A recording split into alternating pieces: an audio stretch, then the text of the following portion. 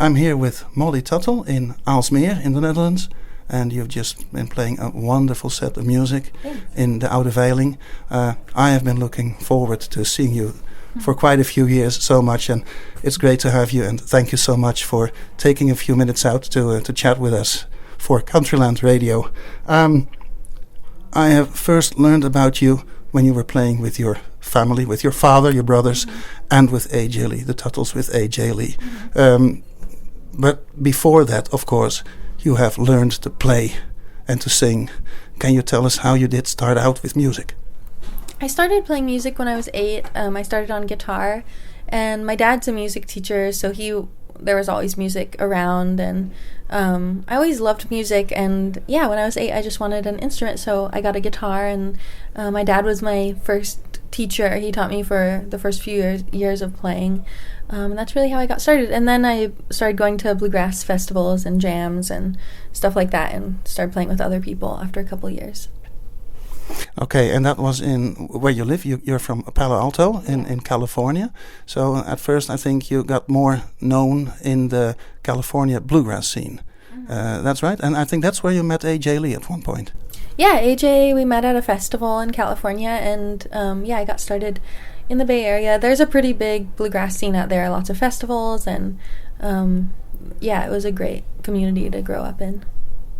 Yeah, and so you started playing with the Tuttles, with A.J. Lee, and I think that's the time where you played not only the guitar but also the banjo. So can you tell us a bit about those instruments? I think now you prefer playing the guitar. You're mainly a guitar player now, well accomplished and awarded. Let's talk about that in a bit. But can you tell us a bit more about your banjo playing? How did that fit in your career? Yeah, I started banjo after guitar, and guitar has always been my main focus, but when I played with my family, I would switch to banjo because my brother, Sullivan, plays guitar, so it just made sense for some of the songs to have banjo and guitar, and we already had 2 mandolins in the band, so when I was on guitar, it was kind of a strange instrumentation of like 2 guitars, 2 mandolins. So I would play mostly banjo in that band, but then when we stopped playing, when I was a little older, I just wanted to focus more on guitar. And I sing and write songs too, so it was just too many things to really keep going, especially when I went to school and was really busy. I kind of let my banjo playing slide a little bit. And I still have banjos, but I don't really play too often anymore. Okay, you're talking about your school time. You came that age going to Berkeley in Boston, which is, of course, I think, one of the main, or maybe the main music school there is, probably in the United States, maybe in the world, I don't know. But how did you get to go to Boston, your choice there, and what were your plans following up that? I knew that I wanted to go to Berkeley because I had a couple musical heroes like Gillian Welch and Dave Rawlings had been there. Amy Mann is another person I love who went to Berkeley, and I knew some people at Berkeley who I really wanted to play music with and just be in the whole music scene in Boston. It seemed really fun and exciting to me. And also the school itself, I knew that it was a really diverse school with lots of different styles of music, and I would learn a lot. And most of the other music schools I looked at were primarily classical music, but Berkeley had so many different styles. I applied there, and then went right after high school. I went and moved to Boston, and that's where I started playing more with my own band. I'd done little shows in the Bay Area with my own, either solo or with other musicians under my own name.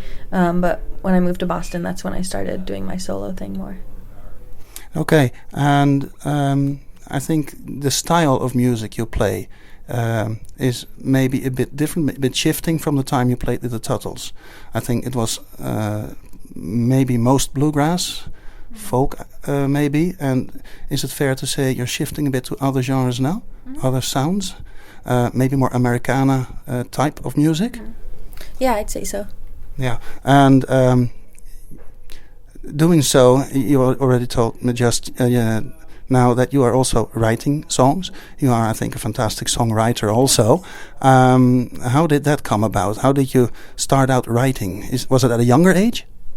I started writing when I was 15 or 16 when I was in high school, and I've always kept journals and stuff, and I've always really loved songwriters, and just have really loved the idea of songwriting.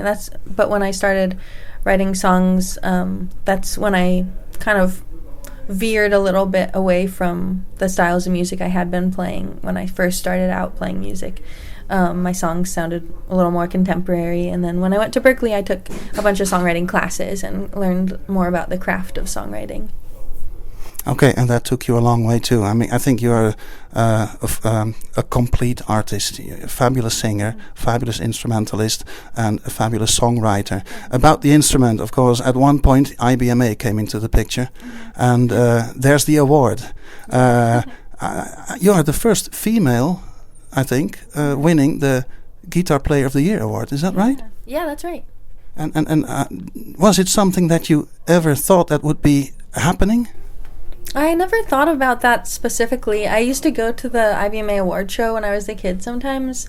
I went a couple times to the IBMA as a kid because I was doing this Kids on Bluegrass thing that they had, which is where I met a lot of friends who I still play music with. But I remember going to the award show, and I didn't really imagine myself winning those awards ever, so that was really a surprise. And I think maybe part of the reason I never imagined it is because were so few women winning the awards. But it was definitely really exciting, and it felt out of the blue to me. Even though I've been in the world for that long, it was still like a surprise and really exciting.